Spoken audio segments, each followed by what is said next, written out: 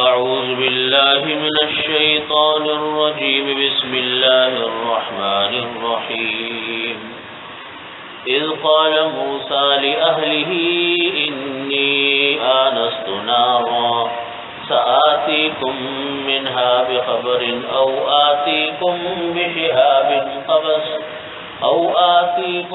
بشهاب قبس لعلكم تصطلون فلما جاءها نودي أن بورك من في النار ومن حولها فسبحان الله رب العالمين يا موسى إنه أنا الله العزيز الحكيم وألق عصاك فلما رآها تهتز كأنها جان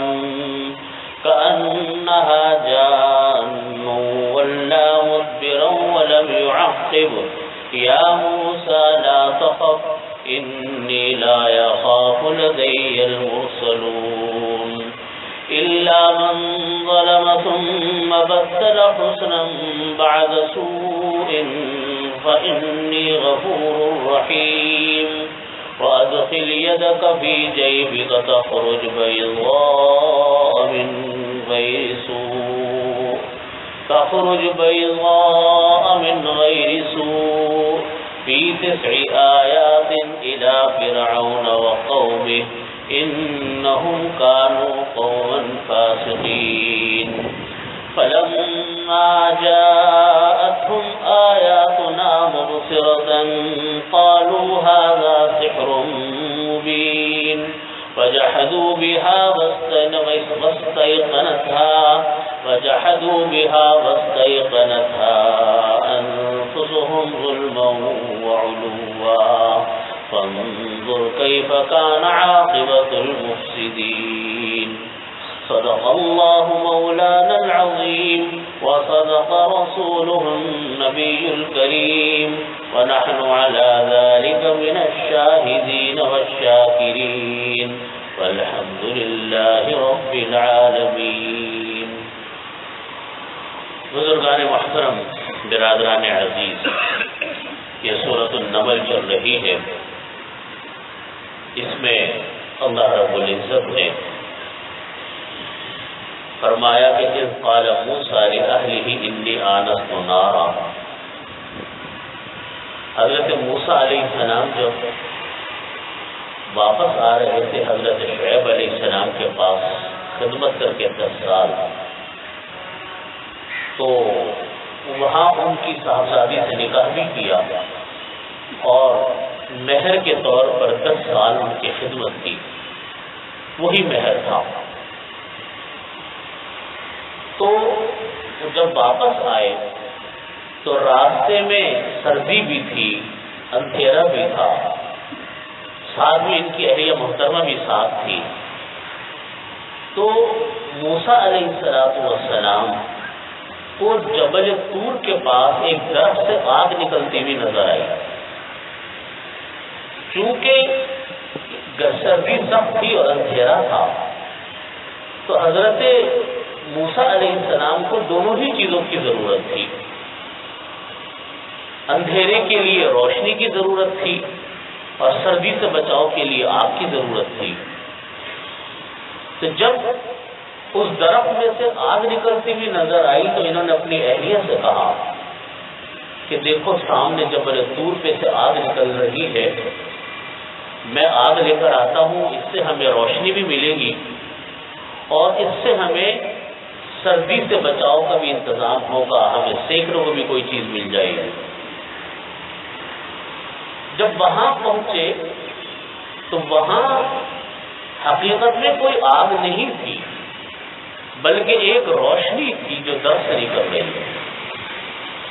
اللہ رب العزت حضرت موسیٰ علیہ السلام کو ہم کلامی کا شرف عطا فرمانا چاہتے تھے تو اور اس کے لیے وہاں بلانا چاہتے تھے تو بلانے کے اور بھی ذریعے ہو سکتے تھے، لیکن چونکہ ان کو اس کی ضرورت تھی اس لیے آگ سے یہ روشنی نکلتی ہوئی محسوس ہوئی. جب حضرت موسیٰ علیہ السلام اس کے پاس پہنچے درخت کے پاس تو پتہ چلا کہ یہ کوئی آگ نہیں ہے بلکہ وہاں ایک نور ہے، اور وہ نور دور سے روشنی کی صورت میں نظر آتا ہے۔ موسیٰ علیہ السلام جب وہاں پہنچے تو وہاں سے غیب سے آواز آئی، یا موسیٰ انہ انا اللہ العزیز الحکیم، اے موسیٰ میں اللہ عزیز ہوں، زبردست ہوں، حکیم ہوں، حکمت والا ہوں۔ اسی کو فرمایا کہ اذ قال موسیٰ لأہلہ، حضرت موسیٰ علیہ السلام نے جب اپنی اہلیہ محترمہ سے کہا انی آنست نارا، میں نے وہاں آگ دیکھی ہے، سآتیکم منہا بخبر، میں تمہارے پاس کوئی وہاں سے کوئی چیز لے کر آتا ہوں، کیونکہ میں نے جب آگ دیکھی ہے تو میں وہاں جاتا ہوں اور کچھ خبر لے کر آتا ہوں کہ شاید کہ وہاں سے کوئی انگارے مجھ کو مل جائیں جو سلگتے ہوئے انگارے ہوں، جس سے ہمیں گرمائش حاصل ہو، اور لعلکم تصطلون، اور وہاں سے تاکہ تم اس کو سیکھو، اور جب انگارے آ جائیں گے تو گرمی بھی ملے گی اور کچھ تھوڑا بہت روشنی کا بھی انتظام ہوگا، خوب اندھیرا چاروں طرف تھا۔ فلما جاءها نودي ان بورك من في النار ومن حولها وسبحان الله رب العالمين، جب موسیٰ علیہ السلام وہاں پہنچے تو نودیا، اللہ کی طرف سے یہ آواز دی گئی، اللہ کی طرف سے یہ پکار آئی، ان بورك من في النار، کہ جو کوئی آگ میں ہے، یعنی جو کوئی اس نور کے پاس ہے اس میں برکت ہے۔ اب بوری کا بن پھٹا، جو کوئی آگ میں ہے اس کو برکت عطا کی گئی ہے، ومن حولہا، اور جو اس کے ارد گرد ہے ان کو بھی برکت عطا کی گئی۔ حضرات مفسرین فرماتے ہیں کہ آگ سے مراد ہے روشنی کے بیچوں بیچ کون تھا، وہ حضرت موسیٰ علیہ السلام روشنی کے بیچوں بیچ تھے۔ ومن حولہا، اور اس روشنی کے ارد گرد جو لوگ تھے ان سب کو اللہ نے برکت دی۔ حضرات مفسرین لکھتے ہیں کہ روشنی کے ارد گرد جو تھے فرشتے تھے، ملائکہ تھے، وہ تھے چاروں طرف پھیلے ہوئے۔ جب حضرت موسیٰ علیہ السلام وہاں گئے تو وہ آگ تو تھی نہیں، وہ تو نظر آتی تھی آگ، وہ تو ایک نور تھا، اس کے اندر موسیٰ علیہ السلام تھے، ارد گرد تمام ملائکہ اور فرشتے تھے۔ سبحان اللہ رب العالمین، اللہ پاک ہے، وہ رب ہے تمام جہانوں کا۔ جب یہاں پہنچے انہوں نے دیکھا آگ تو ہے نہیں، چاروں طرف نور ہے، کچھ سمجھ میں آیا نہیں کہ صورتحال ہے کیا۔ اتنے میں آواز آئی، یا موسیٰ، اے موسیٰ، انہ انا اللہ العزیز الحکیم، میں ہوں اللہ العزیز، زبردست حکمت والا۔ اب یہاں اللہ رب العزت نے حضرت موسیٰ علیہ السلام کو معجزہ کی تیاری کروائی کہ دیکھو یہ معجزہ میں تم کو دے رہا ہوں، اور اس معجزے سے کام کیا لینا ہے، یہ کام لینا ہے تمہیں آگے جا کر وہ بتائیں گے اللہ تعالیٰ ان کو۔ تو فرمایا کہ القی عصا، موسیٰ علیہ السلام کو کیا پتا تھا کہ یہ عصائے موسیٰ میں اللہ نے کیا جان رکھی ہے، کہ یہ کتنے بڑے فرعون کو شکست دینے والی ہے یہ عصا۔ وہ القی عصا، آج بھی یہ عصا رکھی ہوئی ہے ترکی کے توپ کافی سرائے کے اندر، جو ان کا بڑا مشہور میوزیم ہے ترکی کا، استنبول میں۔ وہاں اس وقت دنیا کے سب سے زیادہ زبردست قسم کے نوادرات وہ اس وقت اگر کہیں ہیں تو ترکی کے توپ کافی سرائے استنبول کے میوزیم میں ہے۔ تاریخی طور پر تو میں نہیں کہہ سکتا کہ وہ کتنی صحیح روایت ہے، لیکن وہاں انہوں نے لکھ کر لگا رکھا ہے کہ یہ عصائے موسیٰ ہے۔ اور حضرت داؤد علیہ السلام کو اللہ رب العزت نے یہ معجزہ عطا فرمایا تھا کہ حضرت داؤد علیہ السلام کے ہاتھ میں لوہا موم بن گیا تھا۔ ہر نبی کے ہاتھ میں اللہ نے مختلف معجزات دیے ہیں، حضرت موسیٰ علیہ السلام کو یہ معجزہ ہوا کہ عصا جو ہے وہ اژدہا بن گیا، ہاتھ جو ہے وہ سفید ہو گیا۔ تو حضرت داؤد علیہ السلام کو یہ معجزہ دیا تھا کہ ان کے ہاتھوں میں لوہا جو ہے وہ موم بن جاتا تھا، جس طرح بھی چاہے ڈال لیتے تھے۔ تو ان کے زمانے کی صنعت مشہور تھی دیگچیاں بنانا، پتیلیاں، تو حضرت اور زرہیں بنانا۔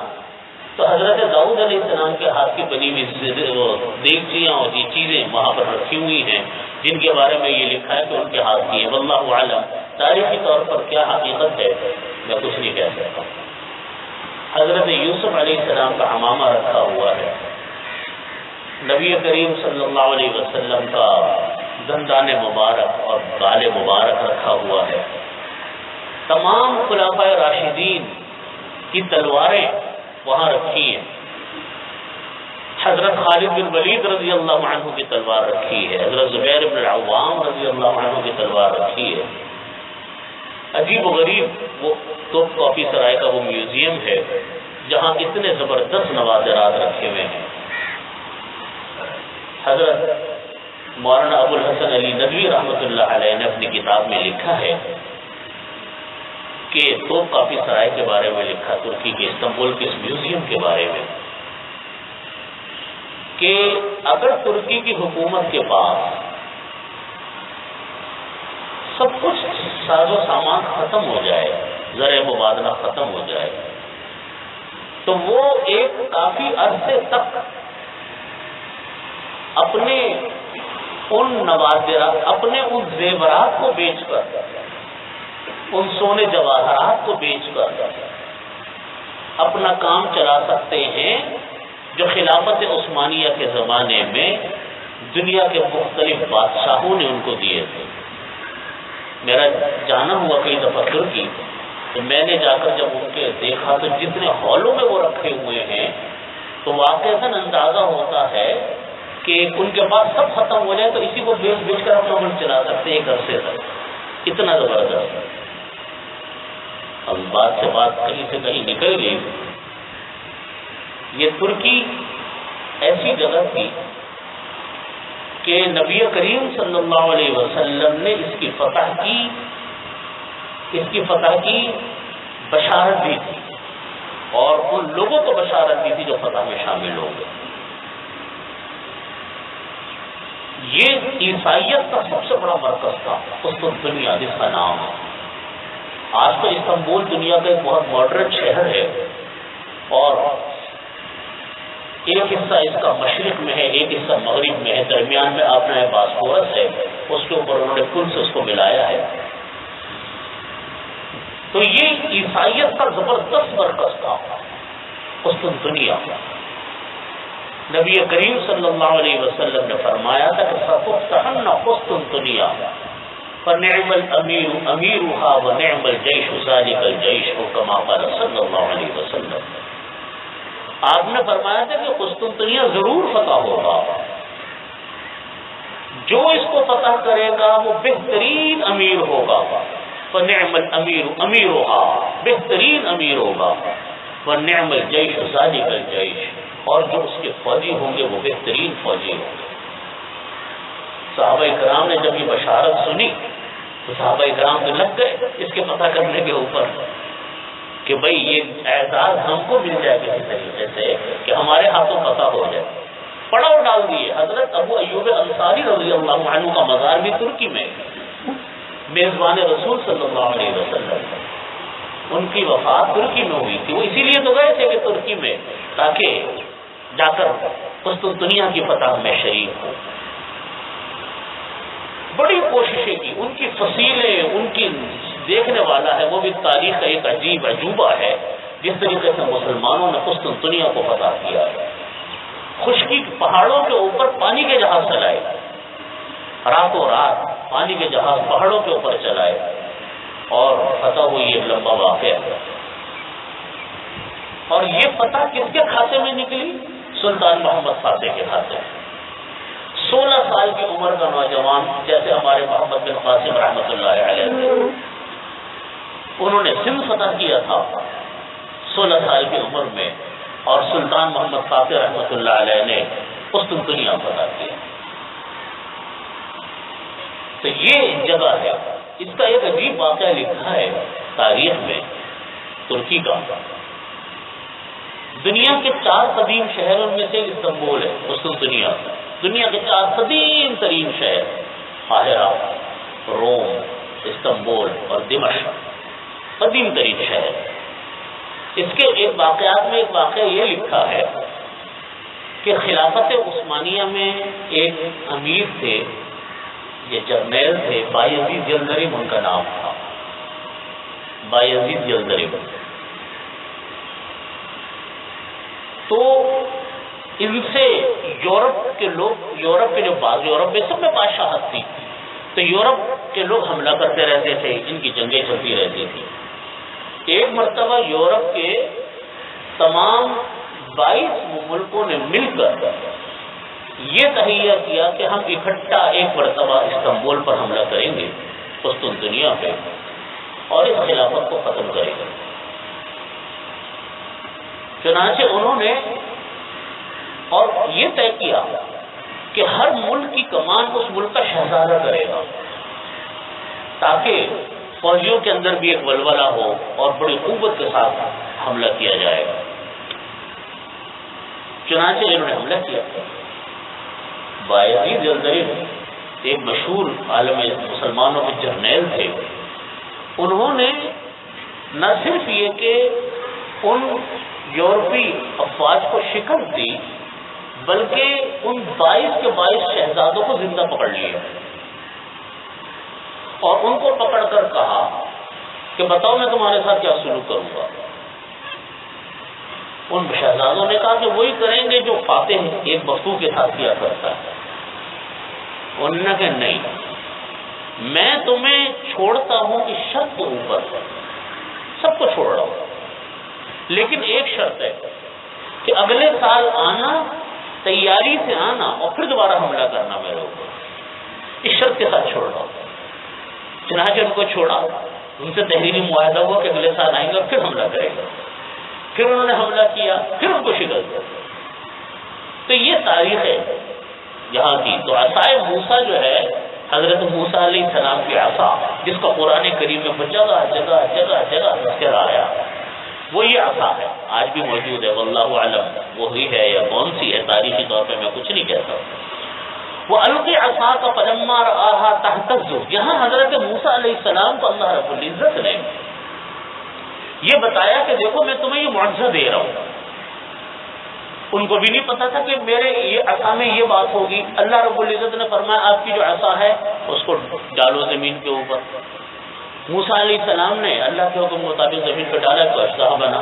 موسیٰ علیہ السلام کو پتہ بھی نہیں تھا کہ میری اس لاٹھی میں یہ اثر ہوگا.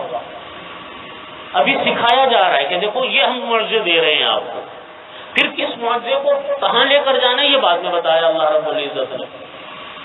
تو اس کو فرماتے ہیں کہ فلما رآہا، جب حضرت موسیٰ علیہ السلام نے اس عصا کو دیکھا، تہتز، تو جیسا پن پناتا ہوا کوئی سانپ ہوتا ہے، تو انہا جان، جیسا کہ اژدہا، ولنا مدبرا، تو حضرت موسیٰ علیہ السلام پیچھے پلٹے، ولم یعقب، پیچھے مڑ کر بھی نہ دیکھا. اللہ رب العزت نے پکارا کہ اے موسیٰ لا تخف، ڈرنا مت، انی لا یخاف لدی المرسلون، میرے سامنے رسول ڈرا نہیں کرتے. انی لا یخاف لدی المرسلون، میرے سامنے اللہ کے جو رسول ہوتے ہیں وہ ڈرتے نہیں. پھر اللہ رب العزت نے ایک اصول بیان کر دیا. چونکہ موسیٰ علیہ السلام سے ایک غلطی ہو گئی تھی، وہ انجانے میں ہو گئی تھی. ویسے تو انبیاء کرام علیہ الصلوۃ والسلام گناہوں سے پاک ہوتے ہیں، ان سے کوئی گناہ سرزد نہیں ہوتا. تو موسیٰ علیہ الصلوۃ والسلام سے بھی ایک غلطی ایسی ہوئی تھی جو انجانے میں ہو گئی تھی. ان کو کیا پتا تھا کہ یہ اتنا بڑا گناہ بن جائے گا. وہ یہ تھا کہ انہوں نے ایک قبطی کو گھوسا مار دیا تھا، وہ مر گیا. ان کو پتہ بھی نہ چلا کہ یہ مارنے سے موقع مارنے سے بھی وہ مر سکتا تھا. تو جب وہ مر گیا تو حضرت موسیٰ علیہ السلام کے دل پہ یہ بات تھی کہ میرے سے گناہ سرزد ہو گیا. اس پر انہوں نے توبہ بھی بہت کی، اللہ تعالیٰ نے ان کی اس غلطی کو معاف بھی کر دیا. اس کو اللہ رب العزت نے یہاں بیان فرمایا کہ الا من ظلم، ہاں اگر کسی سے کوئی غلطی ہو گئی، کوئی گناہ ہو گیا، ثم بدل حسنا بعد سوء، اور اس نے پھر کوئی اچھائی کر لی برائی کے بعد، اس کے بدلے میں کوئی اچھائی کر لی برائی کے بعد، فإنی غفور الرحیم، تو میں اس کے گناہوں کو معاف کرنے والا ہوں۔ یہاں پر اللہ تعالیٰ نے یہ کہہ کر ان کو اطمینان دلا دیا کہ دیکھو پیچھے ایک بات ہوئی تھی، اس کے اوپر چونکہ موسیٰ علیہ السلام نے معافی بھی مانگ لی تھی، لہذا اللہ رب العزت نے فرمایا کہ وہ معافی ہو گئی۔ اسی لیے علماء کرام نے لکھا ہے کہ کسی سے اگر کوئی گناہ ہو جائے، بعض گناہ وہ ہوتے ہیں کہ ان گناہ کی معافی بھی ہے، ان گناہ کی معافی ہے، معافی سے مرادی کہ وہ اللہ سے معافی مانگے، اور اگر اس کا کوئی کفارہ ہے تو کفارہ بھی دے، اس کا کوئی اگر قضا ہے تو قضا بھی کرے۔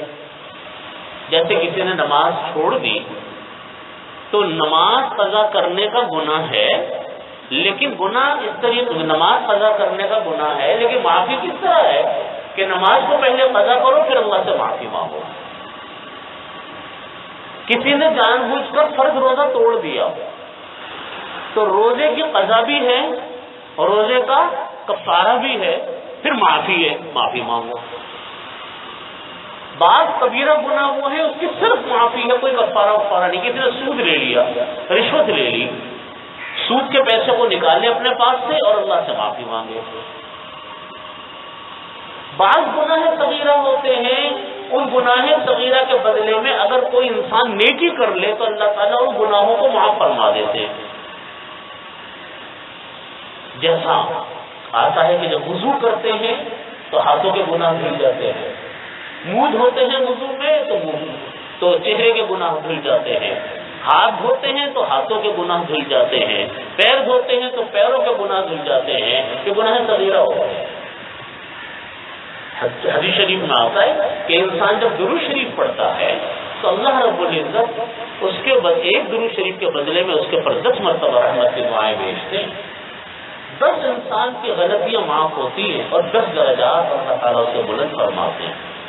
اور یہی عمل اس نے اگر جمعے کے دن کیا تو یہ چیز 10 نہیں ہوتی، پھر یہ چیز 70 ہوتی ہے۔ تعداد کہاں چلی جاتی ہے؟ 70 گنا ہوتی ہے اگر جمعے کے دن درود شریف پڑھا، کتنا ثواب ہے۔ جیسے رمضان میں ہوتا کہ ایک عمل کا ثواب 10 گنا سے بڑھا کر 700 گنا تک چلا جاتا، 700 گنا تک۔ تو اس کو بھی فرمایا کہ یہاں پر بھی اصول یہ ہے کہ یہاں پر بھی اگر گناہ ہوا، گناہ کی پہلی شرط یہ ہے کہ اپنے عمل کے اوپر ندامت ہو، اپنے عمل پر کیا ہو؟ ندامت، شرمندگی کہ اللہ باقی میرے سے گناہ ہو گیا۔ خطرے کی بات وہ گناہ ہوتی ہے جس میں انسان تعبیر کرے کہ یہ گناہ نہیں ہوا میرے سے، نہیں یہ تو کوئی گناہ نہیں ہے، کس نے کہا گناہ ہے، میں تو مانتا ہی نہیں مولویوں کی بات، مولویوں کی بات نہیں ہوتی، بات تو اللہ اور اس کے رسول کے حکم کی ہوتی ہے، وہ اللہ رب العزت کو بتایا ہوا ایک حکم ہوتا ہے۔ آج کسی کو کہے کہ آپ کسی نے کو کہے کہ سود لیا، وہ کہتے ہیں میں مانتا ہی نہیں کہ یہ سود ہے۔ تو جب ایک انسان گناہ کو مان ہی نہیں رہا، سود کو یا رشوت کو، تو وہ معافی کیا مانگے گا؟ اللہ تعالیٰ ایسے سرکش انسان کے توبہ کو قبول فرماتا ہے۔ تو یہاں پر بھی موسیٰ علیہ السلام کو اللہ تعالیٰ نے یہ فرمایا الا من ظلم ثم بدل حسنا بعد سوء، ہاں البتہ اگر کسی انسان نے کوئی گناہ کیا پھر بدل دیا اس کی نیکیوں کو اس کی برائی کے بعد، انی غفور رحیم۔ یہ ایک معجزہ اللہ تعالیٰ نے حضرت موسیٰ علیہ السلام کو دیا کہ ابو عصا جو ہے وہ کیا بن گئی؟ وہ اژدہا بن گیا۔ پھر آپ نے اللہ رب العزت نے فرمایا کہ ادخل یدک فی جیبک، اپنے ہاتھ کو اپنے گریبان میں داخل کرو، تخرج بیضاء من غیر سوء، تو وہ باہر نکلے گا کسی برائی کی وجہ سے نہیں، کسی بیماری کی وجہ سے سفید نہیں ہوگا، یہ معجزہ ہوگا سفیدی کا۔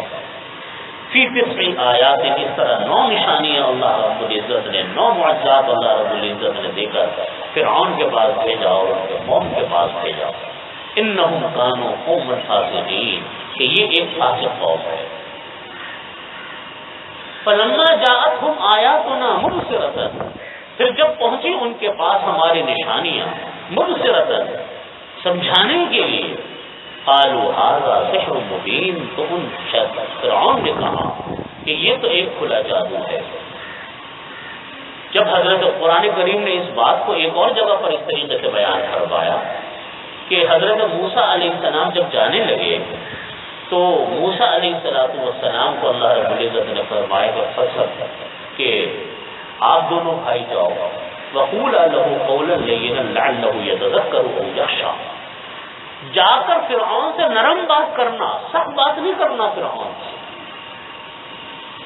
لَعَلَّهُ يَتَذَكَّرُ أَوْ يَخْشَىٰ، شاید کہ وہ نصیحت حاصل کرے، شاید کہ وہ ڈر جائے۔ حضرت مفتی صاحب رحمۃ اللہ علیہ نے لکھا ہمارے قرآن میں، حضرت رحمۃ اللہ علیہ فرمایا کرتے تھے کہ دیکھو فرعون اتنا بڑا سرکش تھا جو یوں کہتا تھا کہ انا ربکم الاعلی، میں ہوں تمہارا بڑا رب، کوئی خدا نہیں نعوذ باللہ میرے علاوہ، اس طرح کی باتیں کیا کرتا تھا، اور اتنا بڑا سرکش تھا کہ قتل کرنا تو اس کے لیے کوئی بات ہی نہیں تھی۔ تو حضرت مفتی صاحب رحمۃ اللہ علیہ فرماتے ہیں کہ دیکھو جب اس کو اللہ رب العزت نے حکم دیا، اس کے لیے حکم دیا کہ نرم بات کرنا، تو عام انسانوں کو کیا حق پہنچتا ہے سخت بات کرنے کا؟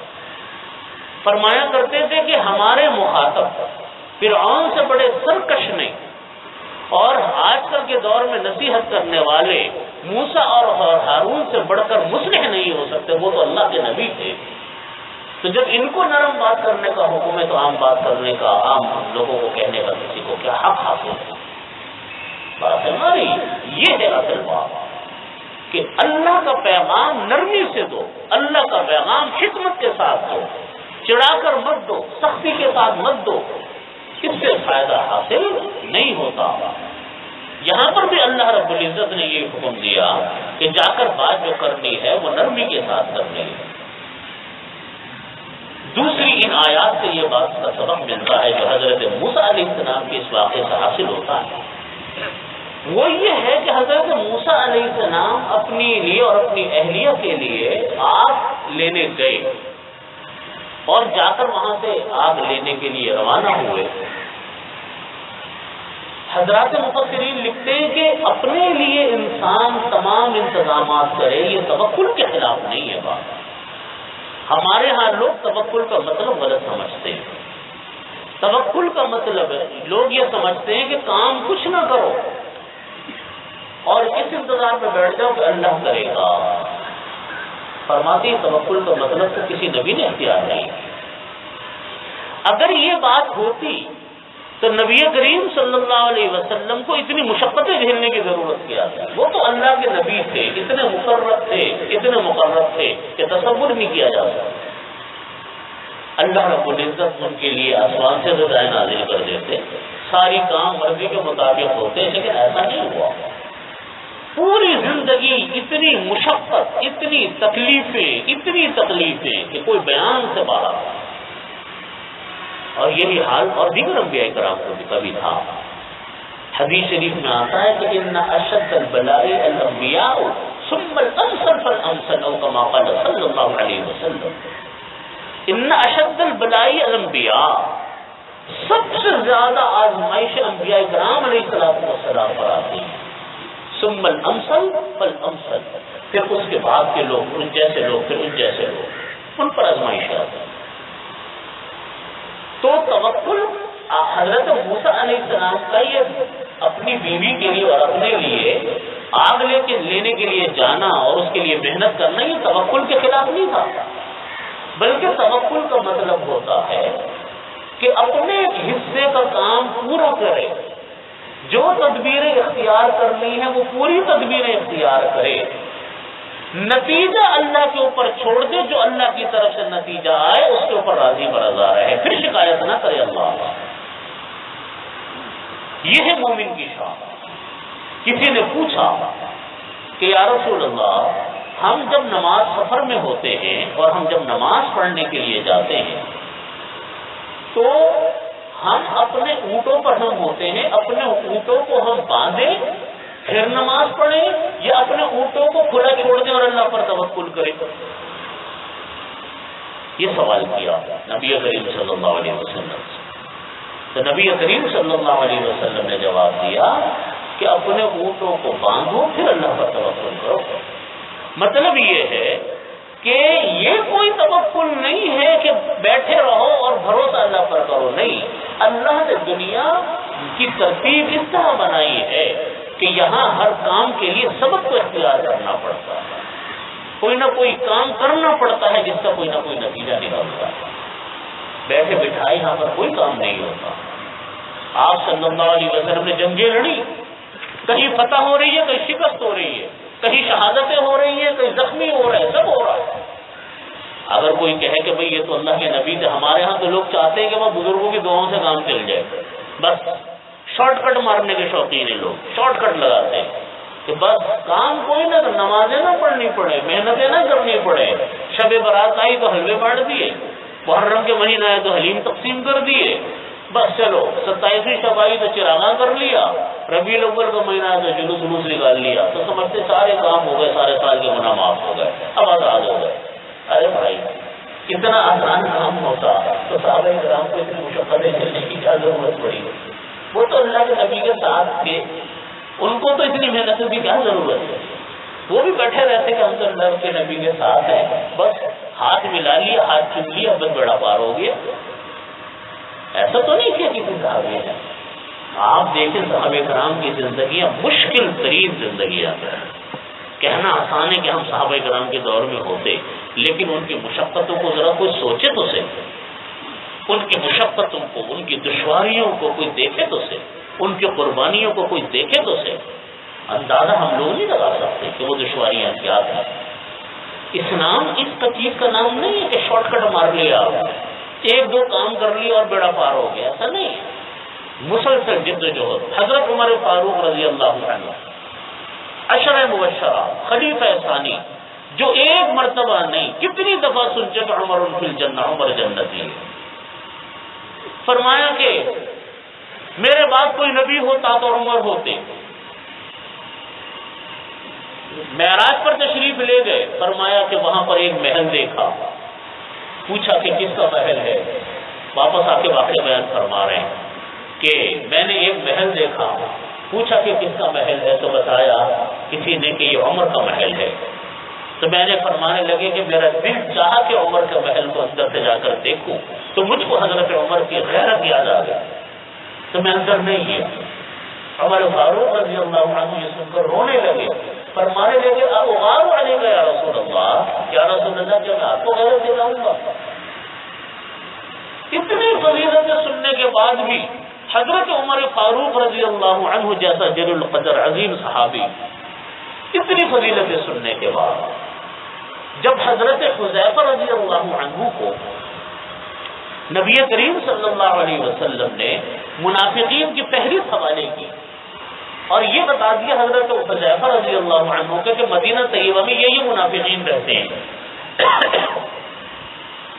اسی لیے حضرت حذیفہ کا لقب تھا اصحاب سر رسول اللہ صلی اللہ علیہ وسلم، نبی کریم صلی اللہ علیہ وسلم کے رازدان صحابی۔ کیا لقب ملا؟ حضرت حذیفہ جب نبی کریم صلی اللہ علیہ وسلم کا جب وصال ہو گیا، پھر جب کوئی جنازہ آتا تھا تو سب صحابہ کرام دیکھتے تھے حضرت حذیفہ جنازے میں ہیں کہ نہیں۔ اگر حضرت حذیفہ ہیں سمجھ جاتے تھے مسلمان کا جنازہ ہے، سب شامل ہوتے۔ جہاں دیکھا کہ حضرت حذیفہ نہیں آئے یا آگے پیچھے ہو گئے، سارے صحابہ آگے پیچھے ہو کے وہ بھی آگے پیچھے ہونے شروع ہو جاتے تھے، سمجھ جاتے تھے منافق کا جنازہ۔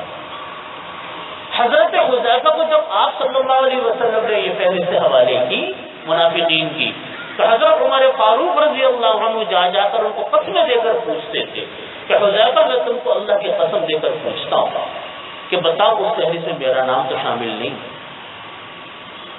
اتنی فکر اپنے بارہا سن لیا کہ عمر جنتی ہے، عمر ایسے ہیں، عمر ایسے ہیں، اتنے فضائل سن لیے، اور اپنے بارے میں اتنی فکر کہ کہیں میں اپنے کسی عمل سے میں منافق تو نہیں ہو گیا۔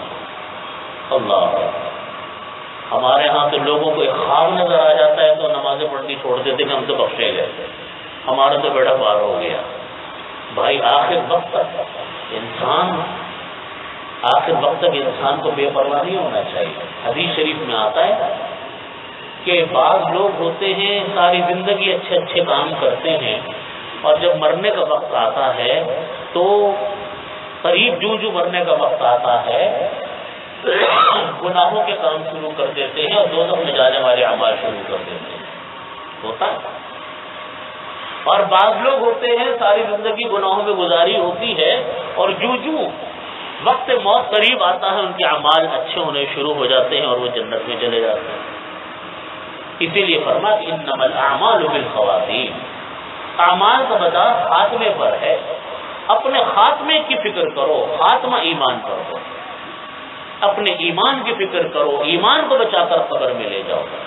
ایمان کو جھپٹنے والے، ایمان کو چھیننے والے بہت چیزیں ہیں دنیا میں، لیکن فرمایا کہ اپنے ایمان کی فکر کرو، ایمان کو بچاؤ. تو توکل یہ نہیں ہے کہ انسان کرے کچھ نہیں، توکل یہ ہے کہ انسان کرے سب کچھ، محنت پوری کرے اور نتیجہ اپنے اللہ کے اوپر چھوڑے کہ یا اللہ میرے بس میں یہی تھا. نمازیں ہم پڑھتے، اب اگر ہم یہ سوچنا بیٹھ جائیں کہ بھائی ہماری جو نمازیں تھیں وہ صحابہ کرام کی نمازوں کے مقابلے میں کیسی تھی، اگر ہمارے دل میں یہ بات آ گئی تو شاید ہم نماز ہی پڑھنا چھوڑ دیں کہ بھائی ہماری نمازوں کی تو کوئی حیثیت ہی نہیں ہے، صحابہ کرام کی نماز کیا آ گیا. لیکن یہ طریقہ نہیں سکھایا ہے. اللہ رب نبی کریم صلی اللہ علیہ وسلم نے طریقہ یہ سکھایا کہ جیسی ہو پڑھو، آؤ مسجد میں آؤ، پڑھو، نماز پڑھو، قضا مت کرو. پھر اپنی جو محنت پوری کرو، دل لگانے کی محنت، نماز میں وقت پر آنے کی محنت، نماز کو اس کے رکوع اور سجود کو صحیح کرنے کی محنت پوری کرو. پوری کرنے کے بعد پھر اللہ سے کہو کہ یا اللہ میرے بس میں ایسی نماز پڑھنی تھی، قبول کرنے والے آپ ہیں. میں یہی کر سکتا تھا یا اللہ کہ آتا جیسی تیسی کر کے کھڑا ہوتا، میں تو کھڑا ہو گیا، میرے بس میں یا اللہ یہی تھا. بس قبول کرنے والی ذات آپ کی، یا اللہ میری ان ٹوٹی پھوٹی باتوں کو آپ قبول فرماؤ. ہمارے روزے، اب روزے کے زمانے قریب آ رہے ہیں، ہمارے روزے جیسے بھی ہیں، اب اللہ سے کہو کہ یا اللہ میرے بس میں تو ایسے ہی روزہ رکھنا تھا، میں تو یہی رکھ سکا، پوری کوشش کر لی بہت اچھا روزہ رکھنے کی، لیکن جو ہے آپ کے سامنے، یا اللہ میرے اسی روزے کو قبول فرما. اپنے عمل کو انسان یہ نہ سمجھے کہ میرا عمل بالکل بے حیثیت ہے، نہیں، آپ نے کی محنت ہے، آپ اللہ تعالیٰ قبول کرنے والے ہیں. اسی لیے ہمارے پاس بزرگان دین یہ فرماتے ہیں کہ جب ایک انسان مسجد میں نماز پڑھنے کے لیے آتا ہے، دماغ کاروبار میں الجھا ہوا ہے، کاموں میں الجھا ہوا ہے، وقت نہیں ملنا، اور وہ پھر بھی بڑی مشکل جھیل کے آیا، وضو کی، جلدی سے آگے کھڑا ہو گیا اور جیسی تیسی کر کے اس نے نماز کو پڑھ لیا. فرماتے ہیں کہ اس انسان نے کتنی چیزوں کو چھوڑا جو اس کو نماز سے روکنے والی تھی، لیکن اس نے پرواہ کسی چیز کی نہیں کی. تو فرمایا اللہ رب العزت ایسے انسان کی نمازوں کو بہت زیادہ پسند فرماتا ہے کہ سب کچھ کر سکتا تھا، نماز چھوڑ بھی سکتا تھا، دو چیزیں روکنے والی تھی، لیکن یہ رکا نہیں کہ آ گیا. اس آنے کو اللہ تعالیٰ قبول فرماتا ہے. حضرت عبداللہ ابن مبارک رحمۃ اللہ علیہ مشہور بزرگ ہیں، ان کے واقعات پہلے بھی کئی دفعہ سنایا آپ کو. ان کے پڑوس میں ایک لوہار رہتا تھا. وہ لوہار جو تھا وہ اس کا انتقال حضرت عبداللہ ابن مبارک رحمۃ اللہ علیہ کے ساتھ یا بعد میں ہوا. حضرت عبداللہ ابن مبارک کا نام پوری دنیا جانتی تھی، ایک بڑے مشہور عالم، فقیہ، بزرگ، پوری رات کھڑے ہوئے عبادت کرنے والے. جب لوہار کا انتقال ہوا تو لوگوں نے خواب میں دیکھا کہ لوہار حضرت عبداللہ ابن مبارک سے آگے نکل گیا، اللہ کے ہاں اس کا مقام زیادہ اونچا ہو گیا. لوگ بھاگے اس کے گھر کی طرف کہ ہمیں تو پتہ ہی نہیں تھا کہ چھپا رستم یہاں پر موجود ہے، یہ لوہار بھی آگے نکل سکتا. اس کے گھر والوں سے جا کر پوچھا کہ بھائی یہ جو لوہار تھا یہ کون سا ایسا عمل کرتا تھا کہ اللہ کے اتنا مقرر تھا؟ اس کی بیوی نے کہا کہ یہ تو کوئی ایسا خاص آدمی نہیں تھا، یہ تو سارا دن دوڑا مارتا رہتا تھا، دوڑتا رہتا تھا اور کوئی کام ہی نہیں کرتا. تو لوگوں نے پوچھا کہ بھائی کوئی عمل تو کرتا ہوگا جو اللہ کو پسند ہوگا. اس نے کہا کہ ہاں اس کا دو عمل ایسے تھے شاید اللہ نے اس کی وجہ سے اس کو اونچا مقام عطا کیا. ایک تو اس کا معاملہ یہ تھا کہ سارا دن ہتھوڑا مارتا رہتا تھا، لوہا پھوٹتا رہتا تھا، لیکن جب اذان کی آواز آتی تھی تو اگر ہتھوڑا اوپر اٹھا ہوا ہوتا تھا تو اس کو یوں پیچھے پھینک کر نماز کے لیے چل پڑتا، کسی کی پرواہ نہیں کرتا۔ اور دوسرا اس کی بیوی نے کہا کہ ہمارے گھر کے پڑوس میں ایک بزرگ رہتے تھے، حضرت عبداللہ ابن مبارک، وہ رات بھر کھڑے ہو کر اللہ کی عبادت اس طرح کرتے تھے جیسے لکڑی کھڑی ہوئی ہو۔ تو میرے شوہر ان کو دیکھ دیکھ کر حسرت کیا کرتے تھے کہ کاش اللہ تعالیٰ مجھ کو بھی مالی طور پر اتنا مستحکم کر دے کہ میں بھی معاش کی فکر سے آزاد ہوں اور میں بھی انہی کی طرح کھڑے ہو کر عبادت کیا کرتا۔ تو شاید اللہ تعالیٰ کو ان کی حضرت پسند آ گئی۔ اس پر حضرات ہمارے بزرگ فرماتے ہیں کہ بعض اوقات ایک انسان نیک کام کرتا تو نہیں ہے، لیکن اس کے دل میں اس نیکی کی اتنی تڑپ اور اتنی حسرت ہوتی ہے کہ اس کو اگر موقع مل جائے تو اس نیکی کو چھوڑے نہیں، تو اللہ تعالیٰ اس حسرت کے اوپر بھی اس کو ثواب عطا کرتا ہے، اس نیکی کے اوپر بھی ثواب کی تو نہیں اس نے، لیکن نیکی کی تڑپ اس کے دل میں تھی، حسرت اس کے دل میں تھی۔ تو یہ ہے بات۔ تو یہ توکل جو ہے نا، یہ توکل یہ ہے کہ اپنے حصے کا کام انسان کو اپنی محنت پوری کرنی چاہیے، نتیجہ اللہ پر چھوڑے۔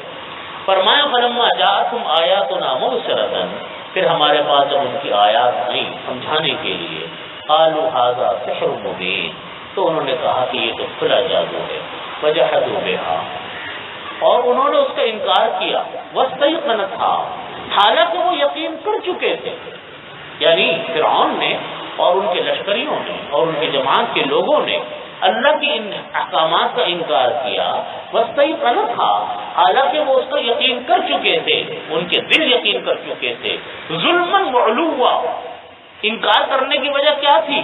ظلم تھا، سرکشی تھی، نافرمانیاں تھی، علوا تکبر اور غرور تھا کہ اب کیسے مان لے، ہم نے پہلے تو اتنا انکار کیا، اب کیسے مان لے۔ بعض اوقات یہ تکبر انسان کو کہیں کا نہیں چھوڑتا، یہ بڑائی کہ ہم نے جو کہہ دیا بس صحیح کہہ دیا، ہم نے جو کہہ دیا بس وہی ہے، یہ چیز بعض اوقات انسان کو بڑی بری طرح گراتی ہے۔ نبی کریم صلی اللہ علیہ وسلم کی تعلیمات یہ ہیں، بزرگان دین کی تعلیمات یہ ہیں، اپنی بات سے پیچھے ہٹ جاتے تھے اگر دیکھتے تھے کہ پیچھے ہٹنے میں کوئی فائدہ ہے۔ اب دیکھیے آپ صلی اللہ علیہ وسلم عمرے کے لیے گئے اور حدیبیہ کے مقام پر رک گئے، قریش مکہ نے اندر نہیں جانے دیا، آپ نے صلح کر لی، ان سے صلح حدیبیہ کر لی، اپنی بات سے پیچھے ہٹ گئے لیکن صلح کر لی۔ صحابہ کرام کو، خاص طور پر حضرت عمر فاروق رضی اللہ عنہ کو بڑا وہ ہوا کہ یا رسول اللہ ہم اس طرح واپس جا رہے ہیں۔ جب واپس جا رہے تو سورہ فتح نازل ہوئی، فتح کی خوشخبری ملی کہ یہ فتح مکہ فتح ہوگا۔ تو بعض اوقات یہ انسان کے اپنی بات سے پیچھے ہٹ جانا یہ انسان کی شان گھٹاتا نہیں ہے بلکہ یہ انسان کی شان کو بڑھاتا ہے۔ اگر کوئی انسان اس لیے اپنی بات سے پیچھے ہٹ گیا کہ جھگڑا ختم ہو جائے گا، آپ دیکھیے خاندانوں میں جھگڑے کس طرح ہیں، بہت سارے جھگڑے اس طرح ہیں کہ انانیت آ گئی، اس نے ایک کہہ دیا، اس نے ایک بات کہہ دی، نہ یہ پیچھے ہٹتا ہے نہ وہ پیچھے ہٹتا ہے، اب بس انانیت میں لگے ہوئے لڑائیاں چل رہی ہیں، خاندانوں کے خاندان اس میں گھسے ہوئے ہیں۔ لیکن نبی کریم صلی اللہ علیہ وسلم نے فرمایا کہ کوئی انسان اگر اپنے حق کو چھوڑ دے، کوئی انسان اگر اپنے حق کو چھوڑ دے باوجود یہ کہ وہ حق پر تھا، خود اپنی بات صحیح کہہ رہا تھا، لیکن اپنے حق کو اس نے چھوڑ دیا، اس لیے چھوڑ دیا کہ جھگڑا ختم ہو جائے، کسی طریقے سے جھگڑا کیا ہو جائے، ختم ہو جائے۔ تو نبی کریم صلی اللہ علیہ وسلم نے فرمایا کہ انا ضامن فی ربض الجنہ، اس انسان کے لیے میں ضامن ہوں جنت کے بیچوں بیچ گھر دلوانے کا، جو باوجود حق پر ہونے کے اپنی بات سے پیچھے ہٹ جائے، اس لیے ہٹ گیا کہ جھگڑا ختم ہو جائے۔ ہمارے ہاں لوگ کہتے ہیں کہ صاحب ہم پیچھے ہٹ گئے تو ناک کٹ جائے گی، ہم پیچھے ہٹ گئے تو جناب ہماری تو بڑی بے عزتی ہو جائے گی خاندان میں کہ صاحب اس کی تو بات پیچھے ہو گئی۔ لیکن اللہ کے نبی صلی اللہ علیہ وسلم کیا فرماتے کہ کوئی انسان باوجود حق پہ ہونے کے اپنے حق کو چھوڑ دے، اپنی بات سے پیچھے ہٹ جائے، انا ضامن فی وسط الجنہ او قال انا ضامن فی ربض الجنہ، کہ جنت کے بیچ میں اس کو بیچوں بیچ اس کو گھر دلوانے کا ضامن۔ من ترک المراء فهو محق، یہ فرمایا کسی انسان نے اگر چھوڑ دیا جھگڑے کو باوجود یہ کہ حق پر تھا، تو فرماتے میں اس کو جنت کے بیچوں بیچ گھر دلوانے کا ضامن۔ یہ معمولی بات نہیں ہے، اسی لیے فرمایا کہ انہوں نے اللہ کے احکامات کو نہیں مانا اپنے تکبر کی وجہ سے، تکبر سے مار کھا گئے، تکبر سے کی وجہ سے پیچھے رہ گئے۔ فانظر، پھر اللہ تعالیٰ فرماتے دیکھو کیف کان عاقبۃ المفسدین، کیا انجام ہوتا ہے مفسدین کا، کیا انجام ہوتا ہے ان فساد برپا کرنے والوں کا جو تکبر بھی کرتے ہیں، ظلم بھی کرتے ہیں، اللہ کے احکامات کی خلاف ورزیاں بھی کرتے ہیں، اور ان کو ان کی بڑائی نے جو بظاہر شیطان نے ان کو بڑائی دکھائی کہ تم بڑے ہو، اگر اپنی بات میں جمے رہو گے تو تم بڑے بن جاؤ گے، دیکھو اس کی وجہ سے ان کے اوپر کیا پھٹکار نازل ہوئی کہ آج تک ان کا جسم، اس فرعون کا جسم دنیا کے لیے عبرت کا نمونہ ہے۔ لوگ جاتے ہیں اس کے جسم کو دیکھتے ہیں اور عبرت پکڑتے ہیں کہ اتنے بڑے سرکش کا کیا حال ہے کہ آج عبرت کا نمونہ بنا پڑا ہے۔ اللہ رب العزت ہمیں اس پر عمل کی توفیق عطا فرمائے۔ وآخر دعوانا الحمد للہ رب العالمین۔ اللهم صل على محمد وعلى آل محمد كما صليت على إبراهيم وعلى آل إبراهيم إنك حميد مجيد۔ ربنا ظلمنا أنفسنا فإن لم تغفر لنا وترحمنا لنكونن من الخاسرين۔ يا حي يا قيوم برحمتك أستغيث فاصلح لنا شأننا كله ولا تكلنا إلى أنفسنا طرفة عين۔ اللهم إنا نسألك تمام العافية ونسألك دوام العافية ونسألك الشكر على العافية ونسألك الغنى عن الناس ولا حول ولا قوة إلا بالله العلي العظيم۔ اللهم إني أعوذ برضاك من سخطك وبمعافاتك من عقوبتك وأعوذ بك منك لا أحصي ثناء عليك أنت كما أثنيت على نفسك۔ اللهم إنا نسألك عزائم مغفرتك ومنجيات أمرك والسلامة من كل إثم والغنيمة من كل بر والفوز بالجنة والنجاة من النار۔ اللهم لا تدع لنا ذنبا إلا غفرته ولا هما إلا فرجته ولا دينا إلا قضيته ولا حاجة من حوائج الدنيا والآخرة إلا قضيتها يا أرحم الراحمين۔ یا اللہ ہمارے تمام گناہوں کو معاف فرما، یا اللہ ہمارے تمام صغیر کبیرہ گناہوں کی مغفرت فرما، یا اللہ ہم کو ہر طرح کی عافیت نصیب فرما، دین اور دنیا کے ہر خیر عطا فرما، اس کے ہر شر سے ہماری حفاظت فرما، یا اللہ ہم سب کی کامل مغفرت فرما، ہم سب کی کامل مغفرت فرما، ہمارے تمام پوشیدہ گناہوں کو بھی معاف فرما، ظاہری گناہوں کو بھی معاف فرما، یا رب الراحمین تمام بیماروں کو شفاء کامل عاجل مستمر دائم عطا فرما، یا اللہ جو بے روزگار ہوں کو حلال روزگار عطا فرما، جو برسر روزگار ہوں کو حلال آمدنی میں اور اضافہ فرما، یا رب الراحمین یا رب ذی الجلال والاکرام جو مقروض ہیں ان کے قرضوں کو ادا فرما، جن کے گھروں میں کاروبار میں ملازمت میں کسی کی کوئی پریشانی ہے، یا اللہ سب کی پریشانیوں کا خاتمہ فرما، ہم سب کو رضا کامل عطا فرما، ایمان کامل پر خاتمہ نصیب فرما، دین اور دنیا کی ہر خیر عطا فرما، ہر شر سے حفاظت فرما، یا اللہ ہمارے ملک کی حفاظت فرما، یا اللہ ہمارے ملک کی حفاظت فرما، یہاں سے بدامنی کا خاتمہ فرما، مہنگائی کا خاتمہ فرما، یا اللہ یا ارحم الراحمین بدنظمی کا خاتمہ فرما، پانی کی کمی کو یا اللہ دور فرما، بارشوں کی کمی کو یا اللہ دور فرما، یا ارحم الراحمین ہر قسم کی تکلیفوں سے پریشانیوں سے ہم سب کی حفاظت فرما۔ ربنا تقبل منا انك انت السميع العليم وتب علينا انك انت التواب الرحيم۔ اللهم صل على محمد